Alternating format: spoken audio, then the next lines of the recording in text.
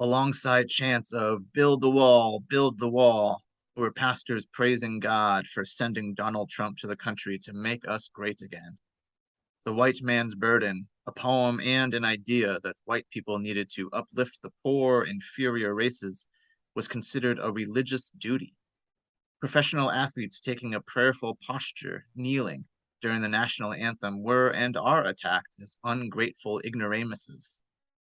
Martin Luther King Jr.'s statement to this day rings true that Sunday mornings are the most segregated time in America. Racism and religion unfortunately go hand in hand, if not in practice, then surely in conversation. And so, welcome back to Unfolding Wings, that great, holy podcast addressing issues and topics important to young adults so that they might unfold their wings and grow into the faithful people we are all called to be. This time, we're talking about racism because that's definitely important to many young adults and also because it's time for some controversy on this podcast. My young adult co hosts are just so happy to be here and to be put on the spot and potentially say something that a whole lot of folk will take offense at. So say hi, Kayla and Diego. Hello. Hola. All right. Great. It is so good to have you guys as always. But first of all, let me say that anyone who has been listening to this podcast from the beginning might have noticed that I've kind of dropped the act and the character of the holy pastor, which is supposed to be a stereotypical, funny, conservative guy. I've kind of dropped that act because it was hard. I'm not a good actor, but it's good for me because otherwise my character today would have had to also praise Donald Trump for being the savior of America, and I just personally can't do that, won't do that. Secondly, before we say anything, let me try to explain what racism actually means. Racism refers to systems of injustice that keep people down, and that's different from prejudice and bias. If you're an employer looking at the resumes of two kids out of high school, say, and you choose to hire the white kid simply because they're white and the other is black, that's prejudice. However, if you choose the white kid because you see that she went to a nice private school and must therefore be well educated, and the black kid went to some crap school, that's likely racism. It's likely racism because of the history of redlining, and let's not forget, black families are still only about 4 generations removed from slavery and literally having nothing to start with. So, bias and prejudice are the ideas that you in your heart and mind just don't like certain people, and racism is the acceptance or the promotion of inequitable and unjust systems. So, are you guys familiar with this concept of racism as I've just explained it? Yes, more that I want to. More than you want to. Hmm. Okay, yeah. So, does that question spark anything more than a yes? Any comment? I mean, the concept of I think it of racism as the way you describe it, I think it's not used widely in like the general population, I guess. So when people don't see, um, lynching anymore, they're like, "Well, racism is gone." So I think that people don't really understand what racism means, what are the outcomes of it, what are the ramifications, and what really means to say like let's fight racism. Um, so a lot of education needs to go into that thing for everybody. Yeah, and so our listeners, of course, won't be able to see your faces, but I could tell on your faces when I asked that question that uh, you're you. It seems like you want to say as little as possible throughout this episode, so you offend as few people as possible. But um, so yeah, I think you're right, Diego, that uh, the what racism actually means is not as widely understood as we would like. And I like to point out to Dr. Robin DiAngelo, um, who is one of the most infamous, I guess, writers about racism and white privilege. And she spends a lot of time making the distinction between being a bad person and being a racist. And she says you can be a good person and also a racist at the same time. And that's a concept that for a lot of people doesn't make any sense, because if you think you're a good person, then that means you can't be racist. But she points out that, like, one of my aunts uh, was saying some racist things in support of Donald Trump back in 2016, and tried pointing that out to her. And she said, well, no, I'm a nice person, so I can't be racist. But that's simply not true. She probably is very nice one on one with Black people and everybody. In fact, I know she is. But she was supporting systems of racism. So it is very important that people get this distinction. Mm-hmm.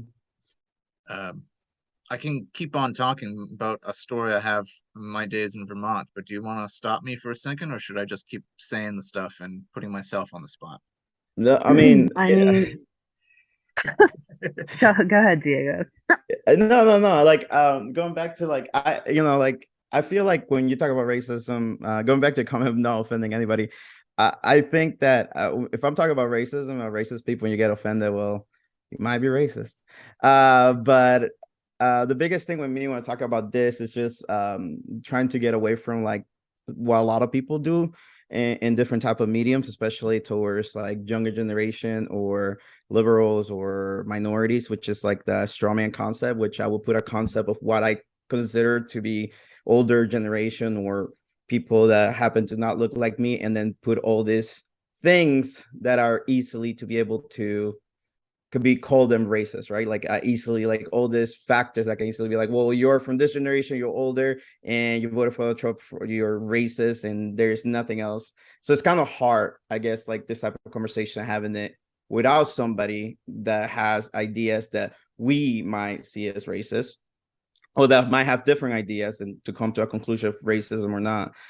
So that's why I'm trying to like word my make put my words in the right way, because I don't want to just assume somebody's that way or not. Like, for example, yesterday, a younger woman, and by younger woman, somebody in undergrad, me and my sister and a friend went to go have a beer, and this younger woman's an undergrad.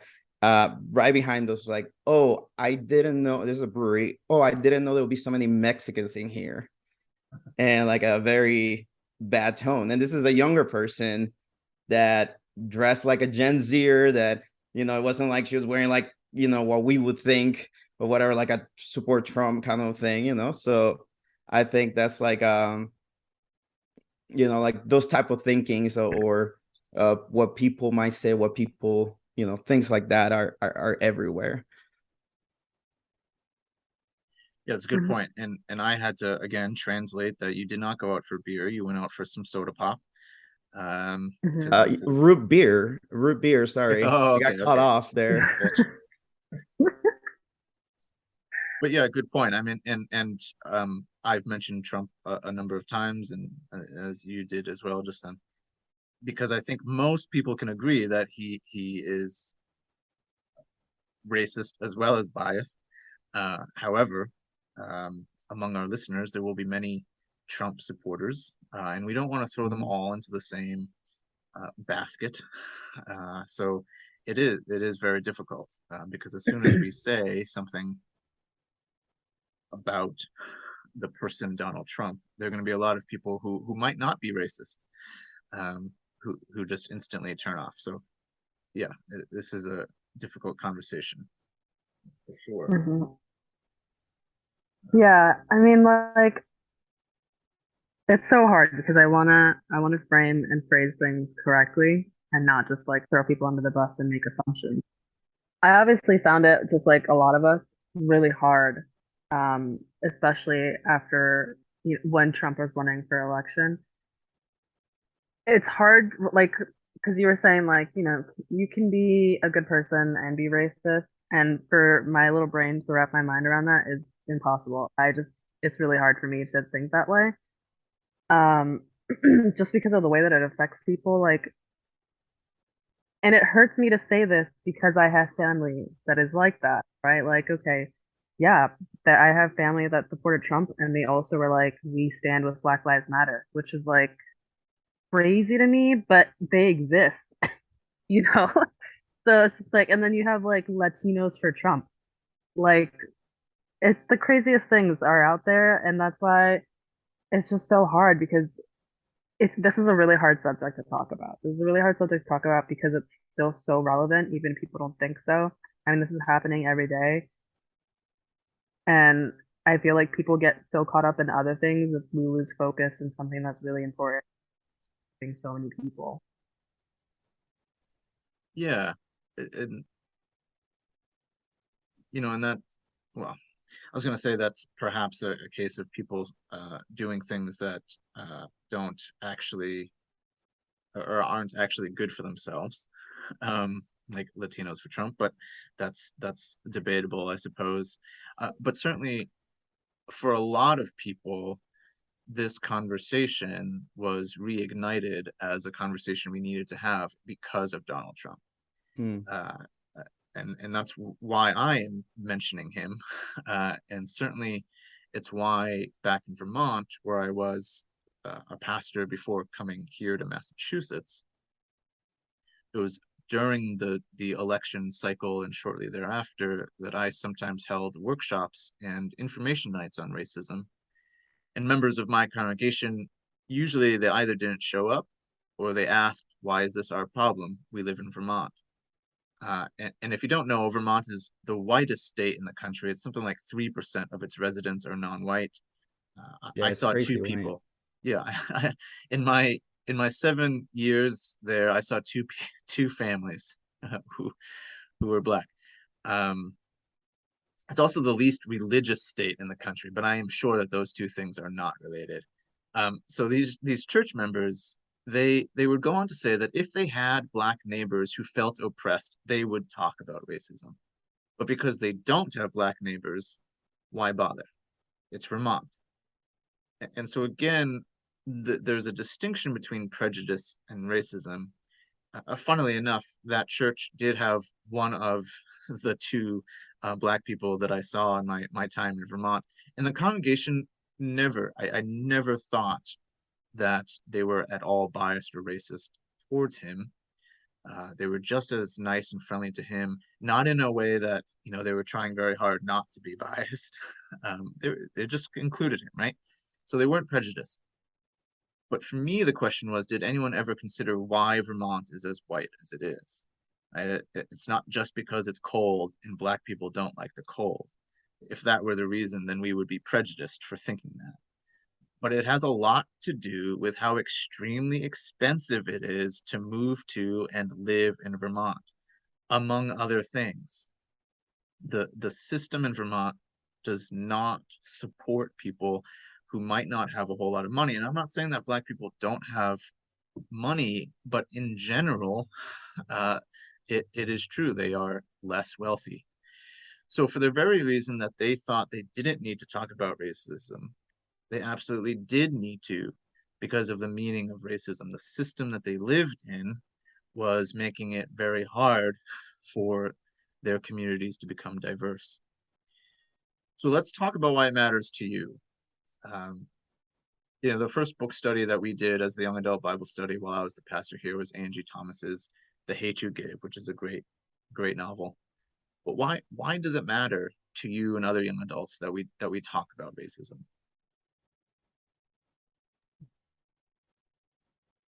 I mean, we're Christians. This should matter, right? There's people that are oppressed. We should care. There's people that are in need. We should care. I mean, like I think one of the big things that I hear, especially like surrounding like the Black community or people of color, is people are always making assumptions or just like not being fair as to why a lot of people end up um doing criminal activity or like, and it's just like, okay, but we as a society have pushed them into this way of living because it's so hard to, I guess, like, I don't know the best phrasing for this, but like make their way up the ladder, because they're starting at a different level than a lot of other people are. You can bring in white prejudice to this because I feel like a lot of white people are just like, you know, I had it hard too growing up, blah blah blah. And I'm just like, okay, you did that. We're not saying that you didn't have it hard growing up. We're saying that you didn't have it hard growing up only based on your skin color. You know, there's the skin color plays a huge part of this. You had a hard childhood, and that is that's fair. Like I understand that. A lot of people do.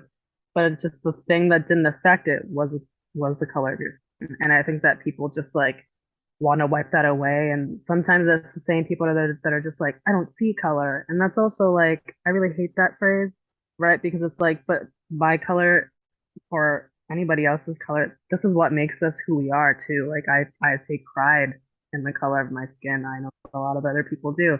So it's just like I want people to see color. I mean, color is what makes us beautiful. Whether you're black, white, brown, whatever, everybody's beautiful, but it's just like I think that we need to be accountable to ourselves. Like, okay, did my skin color help me or did it didn't? And it's okay to be like, yeah, it did. You don't have to be ashamed. Like, I don't know why lighter skinned people are so like pressed to try to be like in the suppressed group. And I'm just like, you have it good. It's okay, you know, but that doesn't mean you have to like try to make it about you all the time. Mm. Yeah, I mean, I agree with a lot of what Kayla's saying. I think, you know, like with racism, like especially in the United States, everything is a lot of like stratification of like goods, right? Like, so, one group will always try to be a little bit above and not try to get that spot of whatever they are taken from another group that might be coming in, right? And that comes all the way from what we were talking about, like Latinos for Trump. And I know it's like a hard concept of people like if you voted for Trump, it might be racist. Yes, because you are putting like, you know, he's putting stuff that is kind of benefits one group over the other, and then those Latinos for Trump, they see that their group get benefit and they don't care about the other group because they want to keep that spot. And even Latinos, I mean, we have racism in Latinos. We have racism in my country, in Peru. I have, you know, I have experienced racism in Peru. You know, I come from, why is that important? I think because a lot of a lot of people are like always like, well, why is it always first race with you? Why you always gotta bring race with you, Diego? Why you always gotta bring race in? I was like, well, I mean, it's been kind of like the topic of my conversation of everything who I am since I was a kid. My grandmother was black, my grandfather was white. They were seen as a interracial couple, and then my dad is very dark, my mom is very light skinned, she's half Chinese, half Peruvian, Spaniard. Like, so it's, they were also looked up as interracial couple. There was also a lot of racism, animosity in the families between them two. And obviously right now I'm an interracial couple too. So it matters to me because there is racism. My kids are going to feel it as an interracial couple. Like me and Alita has witnessed a lot of things that sometimes are said or, you know, different of experiences when we go into different places. So that's why it's important, because it's everyday life. It's sucks that I see a kid that might be treated badly just because, you know, how he looks like. So that's why it's important, because it's not just racism, it's just, you know, all the types of discrimination that are happening that shouldn't exist, but they do exist, you know. There's just nothing new, it's always been there. Yeah, so that's a good point, that racism is everywhere. It's not just white people against darker skinned people. It can be within countries that we think of as um, or that are darker skinned people, but as well as, you know, they you know, just within the Black community, there's racism.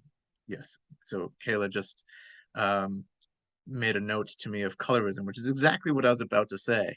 That colorism is the word coined for racism within the Black community that lifted up lighter skin Black people and kept down the darker skin Black people, that you wanted to be as white as possible.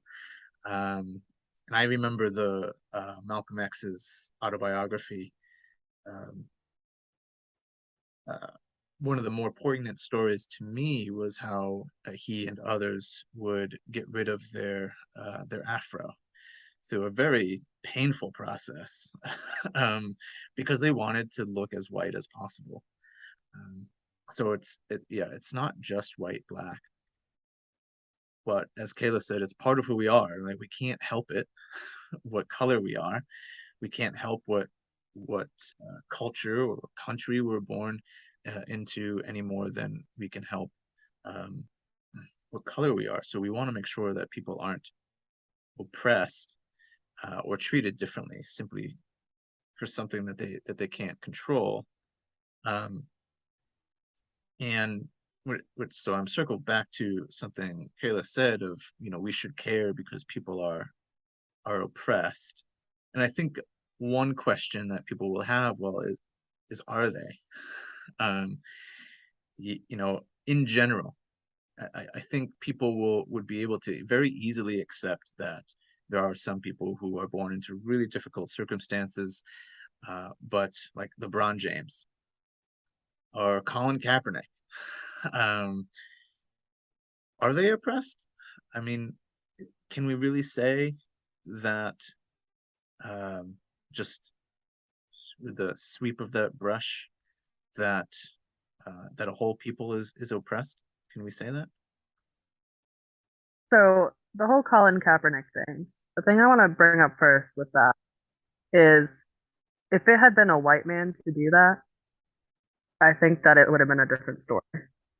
But because it was a black man, people were so eager to throw him under the bus and make it like a really big, like, oh, this is terrible. Like, this is sports. I also hate that comment. Really. Like, this is sports. Keep your politics and beliefs out of it, blah, blah, blah. And it's just like, all right, these are real people too. I don't want to go on a rant about that, but that's just like my little 2 cents on that. Like, let's change the narrative because if it was a white guy that did it, it would have been different.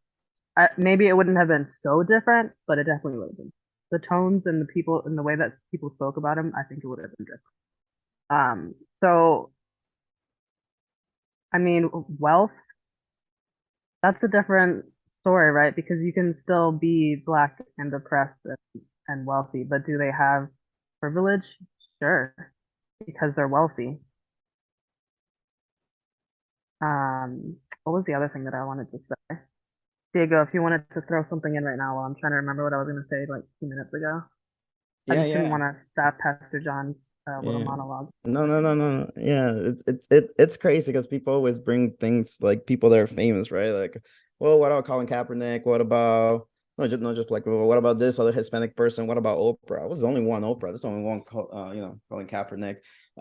Also, like you don't you have to look also in their past, like what did they go through as children just because of the color of the skin. Now, Colin Kaepernick, right? His parents are white. I don't know if they were wealthy. The same thing with, he's adopted, and the same thing with I have no idea what how other football players or artists or basketball players what they're, if they have to be black and how they grew up.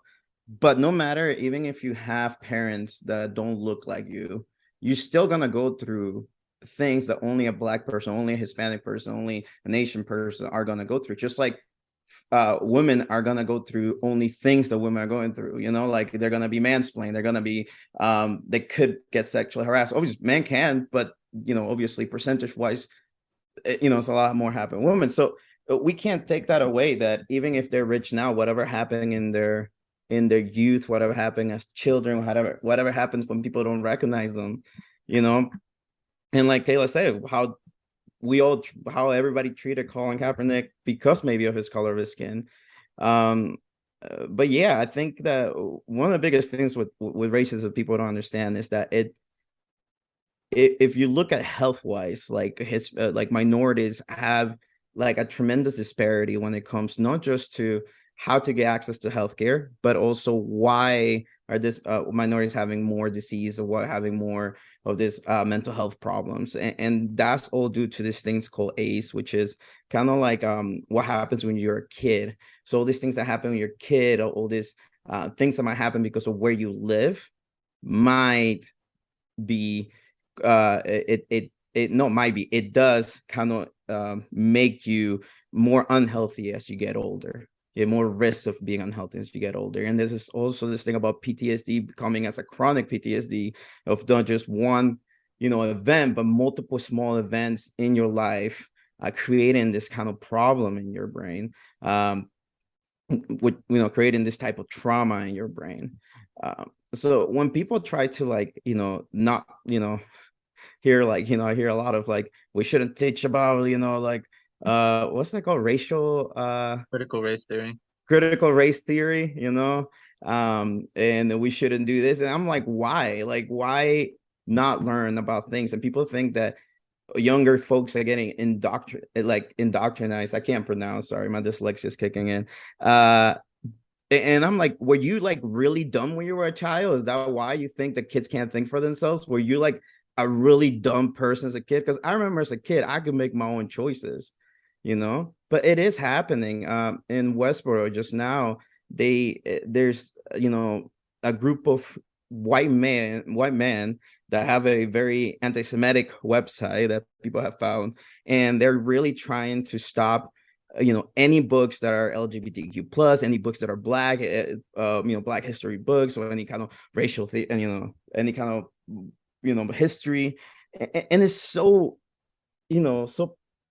so crazy to me to hear those kind of things, like, about racism, and trying to stay away from, like, you know, getting away from from politics, but just, like, how much, like, we want diversity in our churches, how much we want young folk in our churches, but at the same time, like, how much we want our churches to grow, but at the same time, like, there's people in the church trying to ignore the fact that this young folk or this diverse people are, going through stuff that they don't have to go through, because just because of the color of the skin, or where they come from, or how they dress, or the type of hair they have, like, and just the fact, like, they're so kind of, like, backed up, like, like, I don't believe that this is happening, like, that just show you that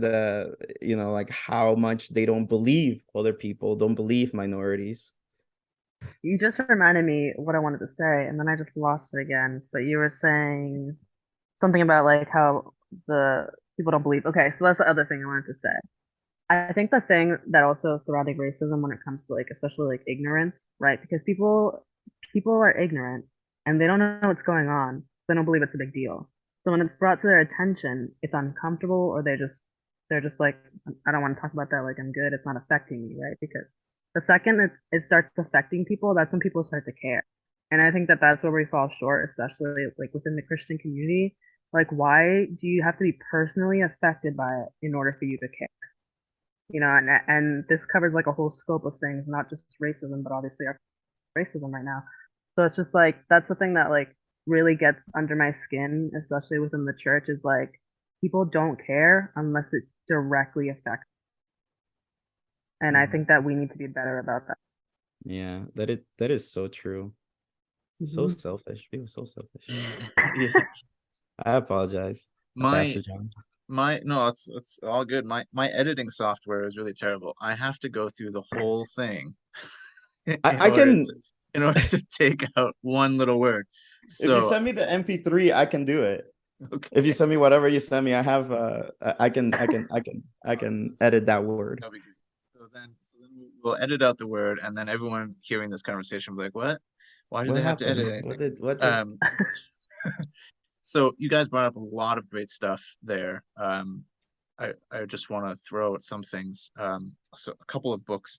There's one, The Heritage by Howard Bryant, which is about Black athletes and how horrible it is that essentially the only way out of poverty that we give most Black people is to use their bodies to be objects for entertainment. So that's a great book. There's another one, and I forgot to look up the name of it, but it's about three Puerto Rican brothers from Springfield and the lives that they had. Um, And also the idea that um you can have PTSD just from having certain lived experiences. You don't need to go to war in order to have it. It's just from constantly living aware that you are a person of color, and statistically and anecdotally, you might be treated differently by police officers. You might be treated differently by other authority figures in school and so forth. And you need to constantly be on guard. That can cause things as well as generational trauma as well. I think I've told my story before on this podcast of my mother vowing not to teach her kids anything about Puerto Rican culture. So I grew up white essentially, but then um, and to Kayla's point earlier, just to acknowledge the privilege you had. So, as a white person, essentially, I checked off Puerto Rican on all of my college applications, not because I really am, but because, hey, that's going to make me a better college applicant. Um, but that's generational trauma there, right? That means I have not grown up as half of who I could have been. And there's no blame or anything towards my mother. It's just lived reality for a lot of people. So, you know, all of this stuff that you guys brought up, but especially the not believing people and not caring until it actually affects you, I think are all really important things. And that gets us to talking about the church and how we should respond. So, our last episode, we invited an elder of the church to speak with us and provide their point of view. And it was actually pretty great because we realized that the generations, at least from the perspective of the church elder that we had that day, that we agree generationally on more than we thought we might. I did not invite an elder of the church for this episode because I really worried about it. I might have been proven wrong again, and we might have had a coming together moment, and we could have sang Alleluia, praise Jesus together. Uh, I worried though that on this score the gap it's too wide to have a calm conversation together that could come to any meaningful conclusion in the space of a single episode. Some other time, perhaps. Uh, but since being here, I know that I've heard comments from folk that we don't need to talk about Black Lives Matter because all lives matter. Or, as Kayla mentioned earlier, I also grew up with nothing and I didn't whine and complain. I just worked harder. Or I don't have a racist bone in my body, so I don't owe anyone anything. I didn't enslave anyone, so we should move past this. And one time I preached on the Exodus story and mentioned how for a lot of Black Christians, they consider it their story, the Exodus story. And someone responded with, "That's not their story. Do you know that Italians had it just as bad?" And I, of course, was not trying to say that Italians haven't been hurt and persecuted at various times in history, nor do I mean to say that any of these people who've made these comments are bad, horrible, or even racist, although the last person I think very well probably was. I'm only pointing these things out because we are often emotional when it comes to racism. It doesn't matter what generation you are, it's an emotional topic. And young adults who are equally passionate in fighting racism can feel opposed and put down. As both of you have said, it's as if sometimes people just don't want to listen. And since the point of this show is to give young adults space to explore without judgment, to grow in faith and find a place for themselves, I wanted to provide that space. So, first of all, am I just speaking out of my butt here, or can young adults feel uncomfortable speaking their minds on racism among members of previous generations? I think it's so true. I think it's the other way around. I mean, I seriously, like, when it comes to my generation, millennials, maybe yes, maybe some young adults do prefer not to talk about it. But when it comes to Gen Zers, I feel like they have a good understanding of what's going on, and they're very eloquent when talking about this. Um, the whole thing stops when either party, it's not when either party gets frustrated. I think when either party goes, "It's my opinion, and you can't tell me my opinion don't matter." And I'm like, well, it's my opinion, so you can't say that, because then it's such a conundrum. But I think it's the other way around. I tell you the truth, I have no problem telling anybody how I think, but some people might. I mean, some Gen Zers might. It's just, I think it's more of personal, not generational. Like it's more of how, if some people don't like confrontation, some people don't like, discussing or talking or, so, but I think that I have more trouble with not every older generation. I have very good talks with older generations that don't think like me at all. And we have great talks. But yeah, so yeah. Um, okay, so I'll answer this for the people that don't like confrontation. Um, I'm in between because I love some good confrontation when it's something I'm passionate about. This is one of those things for sure. But I know that there are a lot of people, in my generation that are just like take, my husband Nate. He's not gonna sit there and tell off some elder in the church like you're being racist. But he's not gonna do that, and that's fine. That's fine. I mean, he'll come home and he'll rant and vent about it to me, and he'll be like, "I can't believe blah blah blah said that," But for him to go up to somebody and confront them about it, that's probably not gonna happen. I think like the issue that some of us, and I'm speaking only for like people that are raised by the generation before us, it was a little bit different because now you have like this divide with the Gen Zers where it's just like they're being raised by the generation that we're kind of in. So I think that they're just able to think more freely because that's how we're raising them to think, which is awesome. But then like I feel like our generation, we were taught one way, like this is the way that you're supposed to be. And I'm speaking from a Christian point of view. This is the way that you're supposed to grow up and be a Christian. There's only, you got to follow this rule, blah, blah. You can't be gay. Like who cares about these people? Halloween is sinning, whatever. Like anything you can name that's inherently bad in the eyes of like the elderly Christians. That's how we were raised. So then for us to come back and be like, actually, now that I'm self-differentiating from everything you taught me, you're wrong. Like it's hard to have that conversation. And like I've been having a lot of conversations with people in my family, even my parents, even though now in agreement.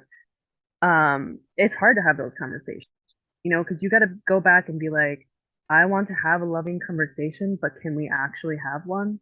Because we're so passionate on the stands that we have. Um, and just as stubborn or as right as we think we are, they feel the same exact way.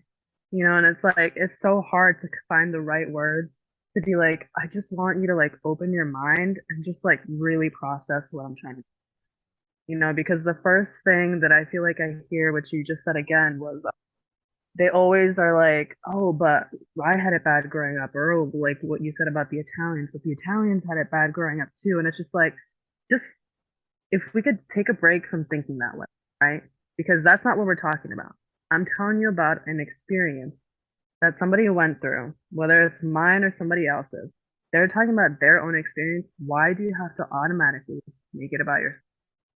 You know? And I just like, and I love elderly people. I mean, like, I can have great conversations because I think they have great stories. They've gone through so much. They've been through different parts in history. The conversation is great just because you have a different standing on things. Like that doesn't mean we have to hate each other, but it's just to find the right words to be on the same ground. It's hard. It's hard, especially because we're so passionate about it. So I think like, is it like if you would have invited an elder on here, would I have been uncomfortable for having this conversation? A little bit. But would I still have been passionate about what I had to say?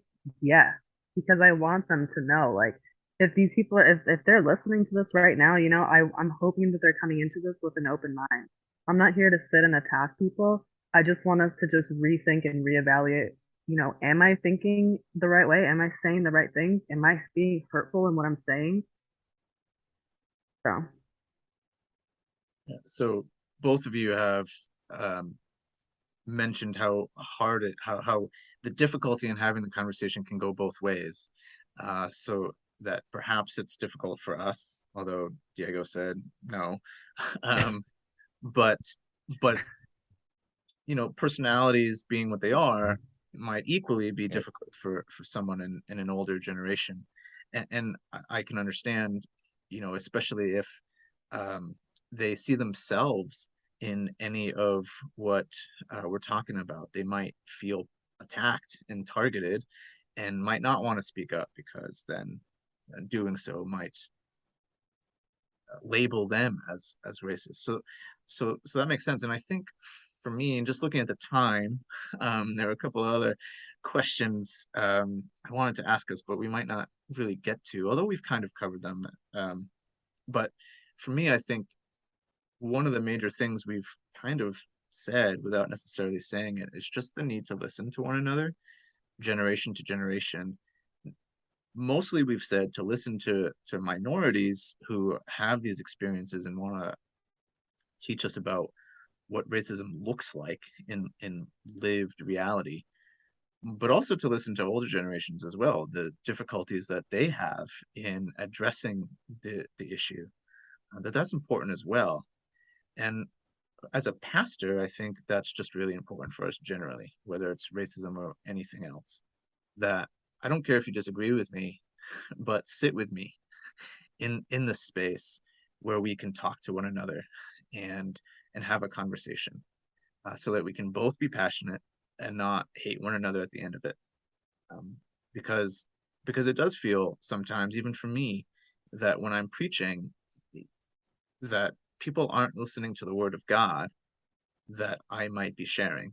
They're listening to see if they can judge anything that I say up there at the pulpit. And when I feel like that, that's a real shame, especially when it comes true. um, but we want people to listen to the word and the grace of God that's being shared in whatever we're saying, not Mhm. the thing that they can hop on in judgment and attack. Yeah. Um, so yeah, we're coming to the end of our time here. I was going to ask, what's the connection for you uh, between faith and the church and racism? Um, Kayla especially kind of talked about that. And hey, if we're a Christian, we kind of need to care if people are oppressed. And the prophet Amos, as well as a bunch of others, say that very clearly. God does not want your sacrifices. God does not want your faith, your worship. If you are worshiping God and making your sacrifices while there are oppressed people around you, so you need to make sure that there are no oppressed people around before you go worship, which is essentially what Amos says. Um, in the New Testament as well, Jesus says, "Look, if your brother or sister has anything against you, go fix that before you do anything else." Um,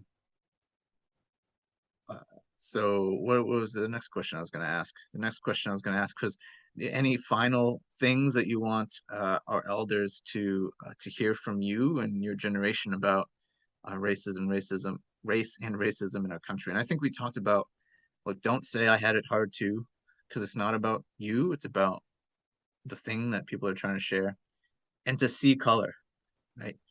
I think the one thing I would have added to what Kayla said about that was, um, it's not just what makes us beautiful, but it um, I would have told a story actually. So because we're running out of time, let me not tell that story. So I will just say, see color, it's a good thing.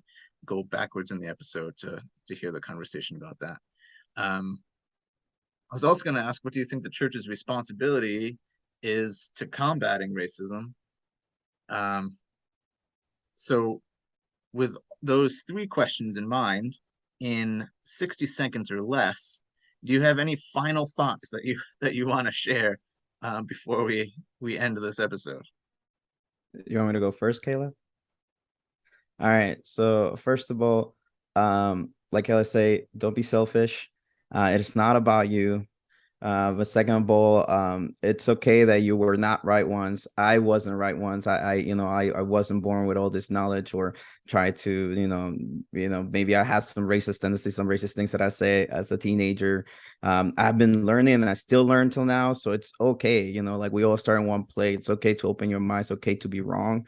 And also, yeah, that I mean, we as we have to consider ourselves Christians and realize how the tremendous pain that we have caused interracial couples by, forbidding it, or to also, natives in the Americas by forcing religion and murdering because of religion. So because of that, we have to do something to make it better, to kind of go against the tide that we created. That tide that we created in the beginning, that still we feel it to now.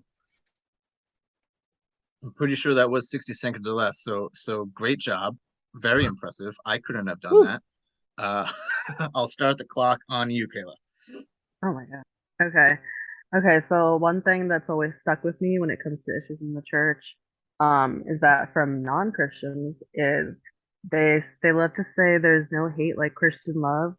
That hurts. So maybe we should like think about that and how can we fix that, right? How can we get other people to want to come to church, to want to be with us when they're out here thinking that we're racist, we're prejudiced, we're discriminatory. We don't want to think that way. My other thing is like maybe this is a little bit controversial, right? But let's take a break on human sexuality, right? Because that's clearly it's not getting resolved anytime soon within our church. Let's focus on racism a little bit because this has been a huge deal for a really long time. And the other thing I wanted to say is like we want to talk about these things and we want to hope that we're all coming into this open-minded. We like Diego said, we all start somewhere. We've all been in the same thinking, point that maybe the elderly or whoever else in the church maybe agrees with. We've all been there. And it's okay to feel like you made a mistake or that you thought the wrong way. It's okay to change. So I think that it's okay to change. Right. Great. Well, I am first of all sorry that I was not paying close enough attention to the time uh, early on in the episode, so we didn't get to things. But we have said before that possibly we need to come back to some of these topics that we've done. This is certainly one of those, especially because I'm sure we have not done nearly enough to change the world. But hopefully we've spoken our hearts and minds, not just for ourselves, but for anyone listening as well, because that's key for us. Our little niche that we're trying to make is to give young adults seeking God the space to explore questions and issues that may be important to them, the space that they might not otherwise have, to make sure that they know it's okay to be thinking and saying these things and wrestling with these questions. We don't want anyone pushed out or crushed out of because other people are telling them they can't be faithful in the way that they want to be. So hopefully we've at least made room. Next time we'll definitely have an elder with us as we ask the question, is Jesus the only way to salvation? So tell your friends about the podcast so we can all make room for one another as we tackle another controversial topic. And so co-host, you've done a wonderful job today. Say goodbye. Bye. Bye. Also, I just realized how hard it's for like Miss Universe to answer questions 60 seconds. They get asked like Affordable Health Care Act, national debt, and they have to come with an answer 60 seconds. And that was so hard. Yeah. Just props to those women. A great way to end this episode. Yes, props to the Miss America women and anyone else who has to answer a question in 60 seconds or less. Yeah, and anybody in the pageant. Yeah. So until next time, keep it holy, friends.